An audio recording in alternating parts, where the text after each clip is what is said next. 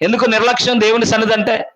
నిర్లక్ష్యం చేస్తామంటే దేవుడు అంటే ప్రేమ లేదు. దేవుడు అంటే ప్రేమ ఉంటే ముందుగానే ఉంటాం మందిరానికి, ప్రార్థనకు ముందుగానే ఉంటాం, ఆరాధనకు ముందుగానే ఉంటాం, ఇక దేవుని పని అనగానే ముందే ఉంటాం. ప్రేమ ఉంటే. ప్రేమ లేకపోతేనే లేటుగా వస్తాం, ఆలస్యంగా వస్తాం, అది కూడా సనుగుతో వస్తూ ఉంటాం. పాస్టర్ గారు మొదలెట్టాడా? పర్లేదు, ఇప్పుడు అప్పుడే మొదలెట్టాడు, ముగించడలే. ఇలాంటి సనుగులతో కాకుండా దేవుణ్ణి హృదయపూర్వకంగా ప్రేమిస్తే గనక ఎంతసేపు కూర్చోమన్నా. నేను చాలాసార్లు చెబుతూ ఉంటాను, అంతర్వేదిలో హెబ్రోన్ సంస్థకు సంబంధించిన సంఘం ఒకటి ఉంది. ఆ సంఘం ఎప్పుడు కూర్చుంటారో తెలుసా? పొద్దుట 9 గంటలకు కూర్చుని 3 గంటలకు లేస్తారు. ఎన్ని గంటలకు కూర్చుని?